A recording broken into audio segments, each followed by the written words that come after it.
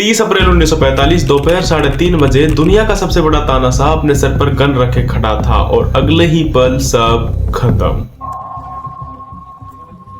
उसने सुसाइड कर लिया। यह अचानक नहीं हुआ, इसके पीछे एक कहानी है।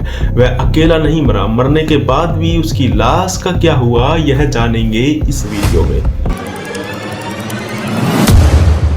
वर्ल्ड वॉर 2 समाप्ति की ओर था। अपनी मौत के 24 घंटे पहले 29 अप्रैल 1945 की दोपहर 3 बजे हिटलर अपने ही हाथों से अपने बेटे समान कुत्ते को पकड़ता है, उसका जबड़ा खोलता है और ब्लॉन्डी के मुंह में अपने ही हाथों से साइनाइड कैप्सूल डालकर उसे मार देता है, सिर्फ यह जानने के लिए कि यह साइनाइड वर्क करता है या नहीं।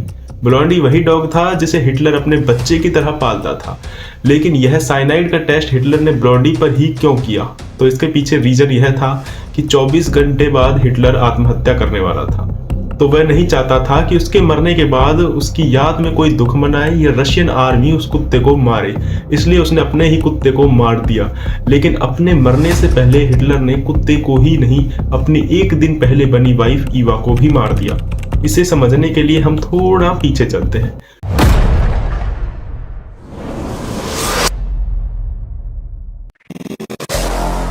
उनतीस अप्रैल रात 12 बजे इस समय 33 साल की ईवा अपने रूम में सज रही थी, क्योंकि आने वाले 1 घंटे में ईवा अपने 16 साल पुराने प्यार से शादी करने वाली थी। ईवा 15 सालों से हिटलर से प्यार करती थी, लेकिन यह बात हिटलर और उसके कुछ सैनिकों के अलावा किसी को नहीं पता थी। वे दोनों एक कपल थे, दोनों के बेडरूम अलग थे, जो कि पीछे बाथरूम के जरिए होते हुए एक पैसेज में मिलते थे। अक्सर इसी पैसेज में ईवा और हिटलर मिला करते थे। हिटलर अपने मरने के 39 घंटे पहले एक बंकर में अपनी वसीयत लिखता है, जिसमें वह यह लिखता है वह और ईवा आने वाले कुछ ही पलों में शादी करने वाले हैं, और दूसरी तरफ ईवा इस समय सज रही होती है अपनी शादी के लिए। हिटलर यह भी लिखता है कि शादी के बाद हम दोनों सुसाइड करेंगे और मरने के बाद हम दोनों की बॉडी को जला दिया जाए, ताकि रशियन आर्मी उनके शरीर को ना ही छू पाए और ना ही कोई ठेस पहुंचा पाए। यह फैसला हिटलर के अकेले का नहीं था, बल्कि 29 अप्रैल दोपहर 12 बजे उसने यह फैसला लंच करते टाइम ईवा के साथ लिया था, जहां उसके 2 सेक्रेटरी भी थे। हिटलर कहता है अब उसे हार नजदीक दिख रही है, तो हार से पहले हिटलर ईवा के साथ मरने की बात करता है। हिटलर यह भी कहता है कि वह गन शॉट से मरना चाहता है, क्योंकि उसमें बिना दर्द के एक ही पल में वह दोनों मर जाएंगे। लेकिन यहीं पर तुरंत ईवा हिटलर के खिलाफ हो जाती है, कहती है मैं मरने के बाद भी सुंदर दिखना चाहती हूँ, तो मुझे गन से नहीं मरना। इसलिए वह मरने के लिए साइनाइड कैप्सूल का चुनाव करती है। तो हिटलर यहाँ पर बदलाव करता है, अब वह 2 गन और 2 साइनाइड लेने की बात करता है, क्योंकि अगर एक काम ना करे तो दूसरी का इस्तेमाल करेंगे। अब रात 1 बजे हिटलर और ईवा की शादी होती है।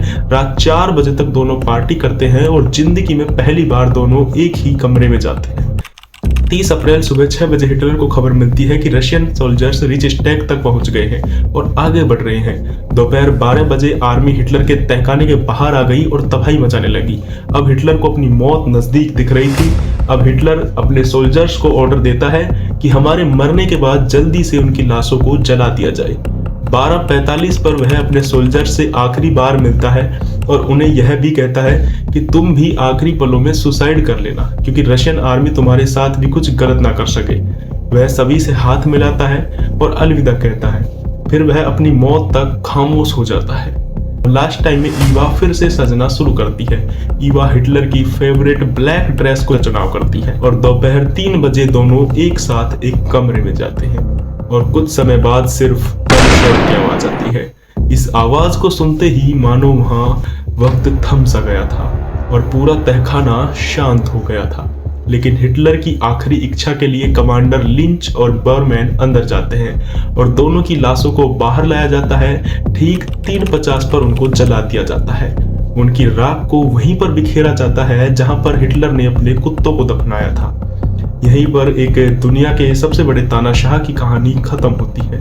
इतिहास में हिटलर को कोई हीरो नहीं मानता, लेकिन सवाल ये है क्या डर, घमंड और सत्ता इंसान को इतना अंधा बना देती है कि वह मौत को भी कंट्रोल करना चाहता है? आप क्या सोचते हैं, हिटलर एक डिक्टेटर था या अपने ही डर का शिकार?